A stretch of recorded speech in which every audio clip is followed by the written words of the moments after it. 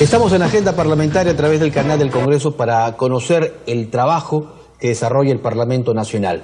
Y una medida importante que acaba de aprobar la Comisión de Pueblos Andinos, Amazónicos, Afroperuanos, Ambiente y Ecología es la Ley de Protección a los Animales, tanto domésticos como silvestres en cautiverio. Una medida que penaliza justamente el maltrato y también la muerte cruel. Vamos a hablar con el presidente de este grupo legislativo para que nos cuente mayores detalles y nos explique en qué consiste esta normatividad. Estamos con el congresista Federico Pariona Galindo. Congresista, como siempre, muy amable. Sí, Ricardo, muchas gracias en primer lugar. Efectivamente, esto es una norma que justamente esperaba el pueblo peruano, por no decir la gran mayoría. Nosotros lo que hemos hecho es, en primer lugar, hacer un trabajo escuchando a la población. Hemos estado muy atentos, hemos recogido las inquietudes, casi el sentir de la población. Por eso que yo quiero compartir esa alegría en esta oportunidad. Al igual que yo, muchos de los peruanos hemos estado a la espera de esta iniciativa. Este es un proyecto, si bien es cierto, que viene desde el gobierno anterior, tiene muchos años en el Congreso, que no ha sido trabajado, no se ha podido aprobar. Hemos hecho un trabajo muy técnico, en lo que realmente era urgente, porque basta que hasta ahora hemos permitido a las personas que muy cruelmente lo han venido maltratando, a los animales domésticos, a los de silvestre también, que están en cautiverio. Aquí lo que estamos buscando es darle responsabilidades a los gobiernos, a los tres niveles de gobierno, a que se promueva, se crea albergues, espacios para los animales y en coordinación con las empresas, con las instituciones privadas y muchos ciudadanos que ya vienen protegiendo los animales, porque hay que reconocer también algunas municipalidades, sin todavía contar con un marco legal. Aquí lo que se busca es establecer una política nacional. Sin embargo, aquí en esta iniciativa, lo que estamos es modificando el Código Penal. Ya. Hemos hecho muchos cambios a esta iniciativa. El trabajo de la Comisión es muy importante. El Código Penal en el artículo 450 habla de faltas. Ahora estamos hablando de penas, ¿verdad? Ahora se ha hecho una modificación, se ha puesto un artículo, la 207, donde habla del maltrato al animal. Pero se penaliza. Se penaliza. Pasa de ser falta a penas. De falta a penas, exactamente. La pena es máximo 5 años los que matan al animal. Los que maltratan es hasta 3 años, ¿no? A 2 años, perdón. Vayamos con mínimo 1 año y máximo 2 años. Con usted, Pariona, digamos, lo más común es tener una mascota en la casa, ¿verdad? Ya sea un perro, un gato, un loro, dependiendo de las características de cada persona. Pero sin embargo hemos visto en algunos casos tratos bastante crueles. Inclusive hasta en el Congreso pasado un parlamentario victimó a un can. Sí, el trato es, hay mucha gente que maltrata al animal. Pero sin embargo, no hay un ciudadano que yo creo que deja de tener una mascota en casa. Yo vengo de provincia. Más todavía. Y yo sé cómo es la selva. Yo vengo de la provincia de Satipo, que es selva, y la región Junín. Y me comunicaba con muchos de ellos y efectivamente esta es una gran necesidad. Este es un paso importante que se ha dado.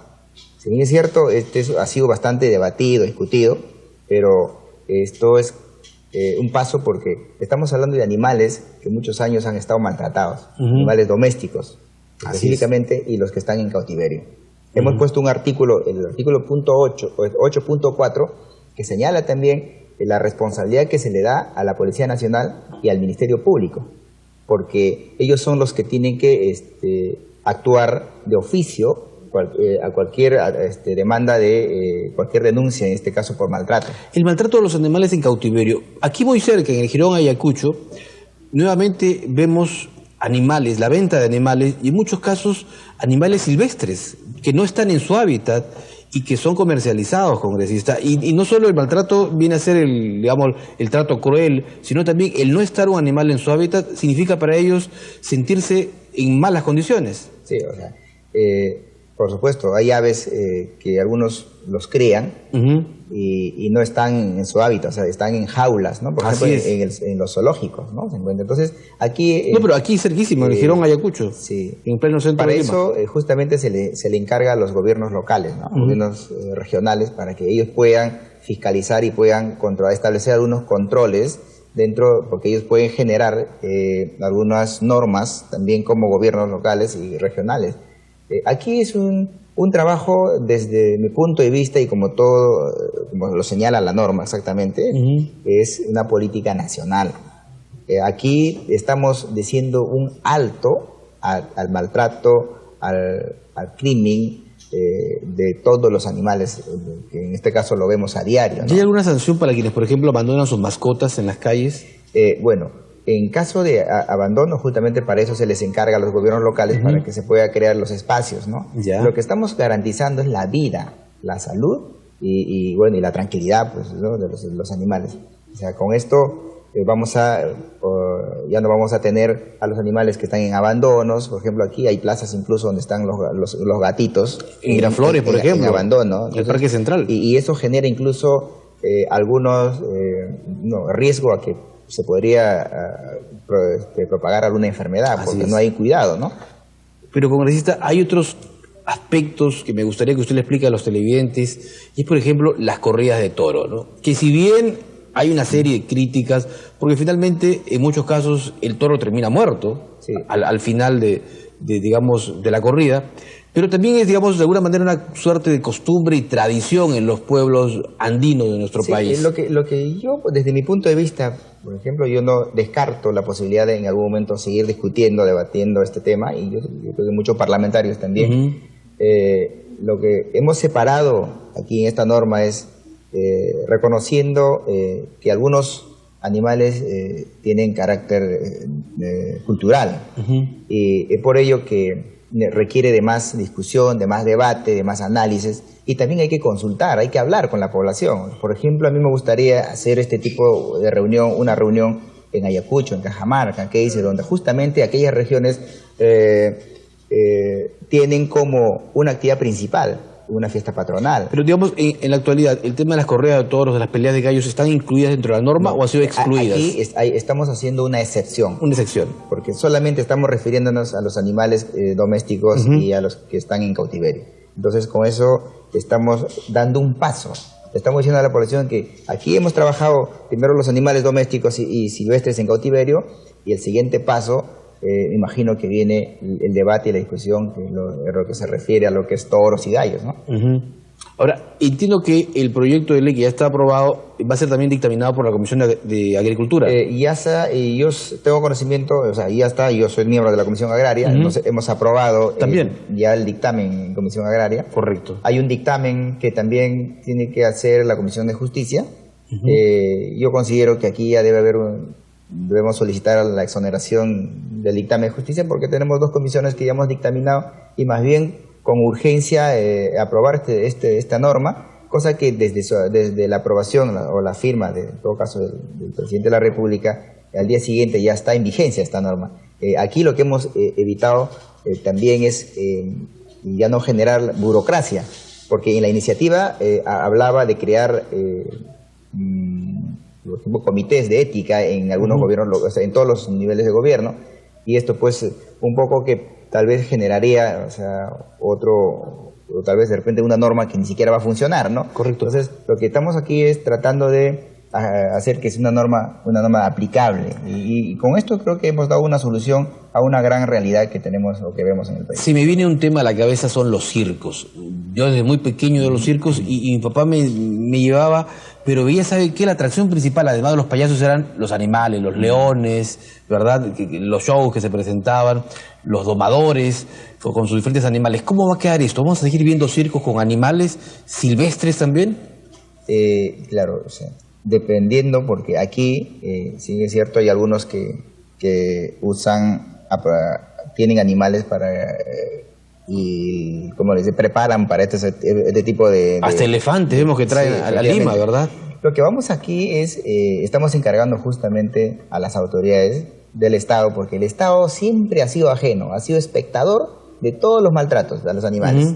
Entonces, ahora el Estado no va a ser el espectador, va a ser quien va a fiscalizar y va... Hasta delfines hemos visto con maltrato. Lo que tenemos que hacer justamente es evitar el maltrato. Entonces, esta norma justamente va a permitir que los gobiernos de turno, los 3 niveles de gobiernos, actúen. Le va a dar más trabajo. Tomen acciones. Para que actúen. Modifiquen su reglamento, sus instrumentos de gestión, cosa que de esa forma puedan ellos crear, como lo digo, estos espacios y como también el trabajo de la fiscalización, ¿no?, por parte de las autoridades. No gana el tiempo. Vamos a otro tema que también ha sido muy polémico en su comisión, congresista Federico Pariona, y es este paquete ambiental, como se lo ha denominado, que busca generar inversiones, pero que también ha generado, digamos, algunas críticas o cuestionamientos de sectores bastante críticos en este tema. Sí, por no decir, ha sido muchas críticas, ¿no? O sea, aquí, pero hay que explicar a la población, en todo caso,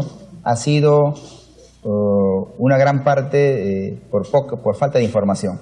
Yo estuve reunidos hace 2 días con dirigentes de las comunidades indígenas de diferentes partes de la región y justamente ellos, al culminar de haber escuchado cuál ha sido el procedimiento, ellos dijeron de que efectivamente tenían una mala información. Esta norma, yo invocaría de que dejemos de politizar. O sea, aquí es una norma que estamos mirando el país. Tenemos un problema en las inversiones. O sea, aquí lo que queremos es agilizar los trámites burocráticos que se tiene en cuanto a las certificaciones, a la evaluación del estudio de impacto ambiental, por decir, al otorgamiento de los títulos habilitantes. Lo que estamos haciendo es primero fortalecer una institución que es SENACE para que pueda ser como una ventanilla única y pueda ser el que está encargado para dar, primero evaluar el estudio de impacto ambiental, segundo otorgar los títulos habilitantes y asimismo el plazo.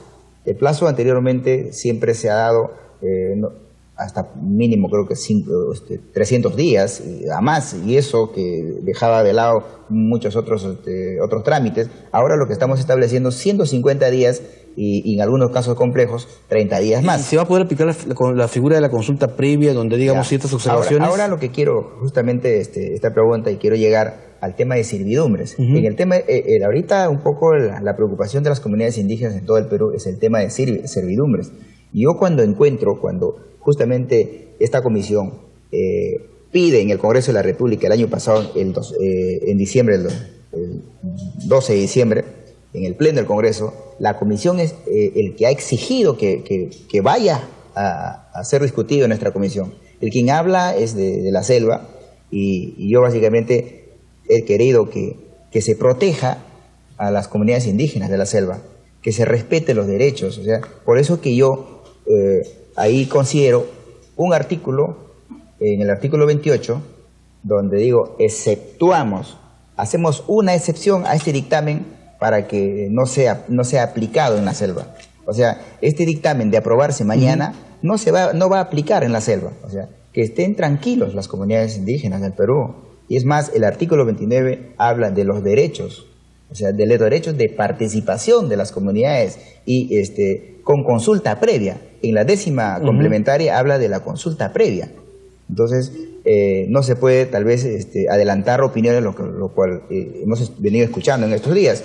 En el artículo 28 habla de una excepción. O sea, si mañana, vuelvo a repetir, esta norma se aprueba, no va a aplicarse en la selva central o en la selva a nivel nacional. Entonces, creo que aquí tenemos que ser bastante claros.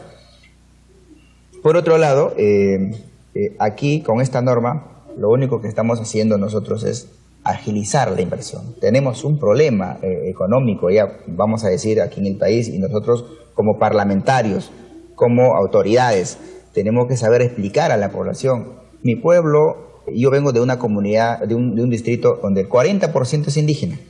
Todos quieren inversión. No hay uno que dice no a la inversión. Todos tienen su proyecto de electrificación, todos tienen su proyecto para lo que es servicios básicos. Entonces las comunidades indígenas quieren también inversión. Lo que únicos no queremos es que se vulneren los derechos. En eso estamos de acuerdo, por eso es que esta ley no lo va a afectar para nada, ni va a trabar tampoco el proceso de titulación de las comunidades indígenas. Ese es un compromiso y ese es el deber del Estado, porque aquí sí hay responsabilidad de los gobiernos regionales. Inversión con reglas justas, ¿verdad? Totalmente justas. Que es lo mejor. Muy amable. Muchas gracias. Muy amable, congresista Pariona, por estar con nosotros explicándonos el trabajo que viene desarrollando su comisión, que por cierto sesiona siempre bien temprano, desde las 8 de la mañana. Sí, nosotros estamos siempre, es la única comisión que sesiona a las 8 de la mañana. Sí, pues. Muy amable. El congresista Federico Pariona, presidente de la comisión, que tiene el nombre más largo, ¿no? Pueblos andinos, amazónicos, afroperuano, ambiente y ecología, estuvo aquí en Agenda Parlamentaria.